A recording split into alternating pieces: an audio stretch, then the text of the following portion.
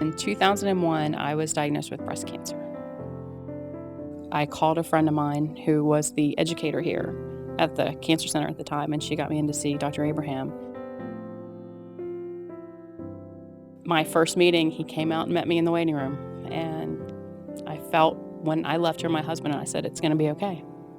And through your whole experience of having cancer, you have to have the confidence in your oncologist and their staff. And when I left her, I felt that. It first started out with a lump over this eye. And I remember going to my family doctor and saying, "You don't think this is cancer, do you?" And it turned out to be non-Hodgkin's lymphoma. And so then you just automatically came here. And it's handy for me because I have family here. But the reputation is wonderful. My family doctor is Dr. Ramchetti in Kingwood, and he had done his residency here. So when they did the CT and found the spot in the left lung, which was an incidental finding because I went to the hospital, pain in the right side, had no idea. And a lot of people had told me, lung cancer, you don't have pain.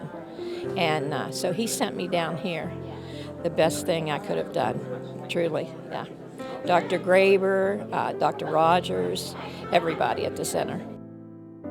Well, when you hear the words cancer, at least in my experience and probably in a lot of people's, it sends you into a panic and kind of a shock. I came to Dr. Abraham and Angie, and I'm telling you, from the minute I met them, I knew God had given them to be a part of my life. I started out a normal life with eyesight and went to nursing school, became a nurse, served, loved every minute of it. And then I went blind. But I didn't let that affect anything or slow me down. Well, I owe my life to the Cancer Center and 9 West Bone Marrow Transplant Unit, and they are special people. They're very special people to me. They are my family. The morning of my surgery, when I was laying on the gurney outside the operating theater, my wife was there, my sister, and various medical people were coming to do pre-op checks, inserting the IVs and getting me ready, the anesthesiologist, nurses, and then finally the surgeon, Dr. Rosig, stopped by to ask me how I was doing. And I remember thinking, how the hell do you think I'm doing?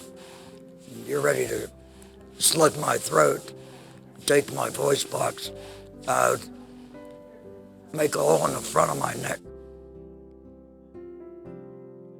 and leave me speechless. I feel fine, but I didn't really say any of that. I just looked him in the eyes, and I said, "Dr. Rosig, I just hope that you have your A game today. And if looks could kill, I'd be a dead man." He looked back at me, looked me straight in the eyes, and he said, "Mr. Martin, I always have my A game." And that's been my experience with the entire facility here at WV. These people have their A game on.